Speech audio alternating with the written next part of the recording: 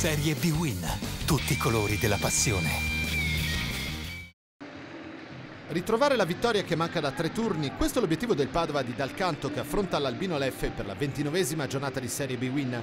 Padroni di casa senza Succi e Cutolo squalificato. Milanetto recupera ed è regolarmente in campo. Cuffa dietro Caccia e Ruopolo. Seriani senza Itemai dal primo minuto, in attacco Coco e Germinale. Albino Leffe che vuole allontanarsi dalla zona play-out dopo 2 pareggi nelle ultime 2 gare. Arbitra Cervellera di Taranto. Pronti via e il Padova è subito in gol, non passano neanche 5 minuti e c'è una gran bella azione confezionata da Ruopolo e Bentivoglio, pallone di ritorno proprio per Ruopolo, la palla nel mezzo, la sponda di Caccia per il capitano, per Bovo che schiaccia in rete, batte Offredi, 1-0 Padova grazie al gol del capitano, ma davvero molto bravi sia Ruopolo che Bentivoglio a confezionare una grande azione. La risposta dell'Albino Leffe non si fa attendere. Minuto numero 13, Legati stende Cocco proprio sotto gli occhi di Cervellera per l'arbitro e calcio di rigore. E allora partita che si rimette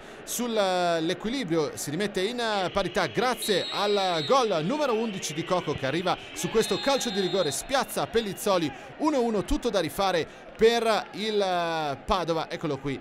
Lo riapprezziamo anche da quest'altra angolazione, il gol di Cocco. Padova che si ributta in avanti 3 minuti più tardi, grande occasione per Cuffa che non trova la porta sul cross di Renzetti. Il gol è comunque nell'area e arriva alla mezz'ora, lancio di prima intenzione di Milanetto che libera Ruopolo davanti ad Offredi, destro vincente e arriva il gol del 2-1 con Ruopolo che riporta in avanti il Padova di Dal Canto. Davvero molto bella l'esecuzione del gol. Eccolo qui, riproposto anche da quest'altra visuale. Al 38esimo, altro cross interessante di Renzetti con Caccia che spreca la palla del 3-1. Sull'azione seguente l'occasione è per Laner, a tu per tu con Pellizzoli. Pellizzoli in calcio d'angolo.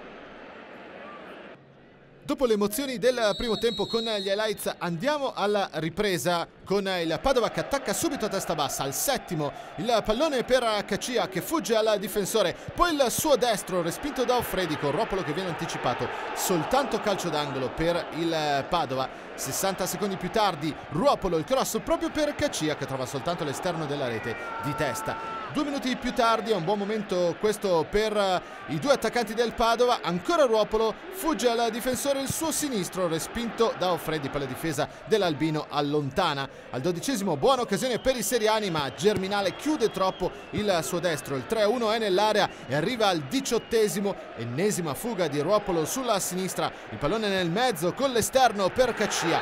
Tutto troppo facile per i 2 attaccanti del Padova. Padova 3, Albino Leffe 1 grazie al gol di Caccia che riproponiamo anche da quest'altra angolazione. Al 34esimo il sussulto dell'Albino Leffe, lo scontro tra Fortin e Foglio per l'arbitro è calcio di rigore, secondo penalty per i seriani. Anche in questa occasione sul dischetto si presenta Cocco che batte Pellizzoli e riapre il match. 11 minuti da giocare, 3-2, Padova ancora avanti, ma Padova che deve stare attento al ritorno dell'Albino Leffe. L'ultima istantanea del match è questa occasione di Alienius mandata in calcio d'angolo da Offredi. All'Euganeo termina 3-2, grazie a questo successo il Padova sale a quota 49, sempre più inguaiato Salvioni relegato sul fondo della classifica.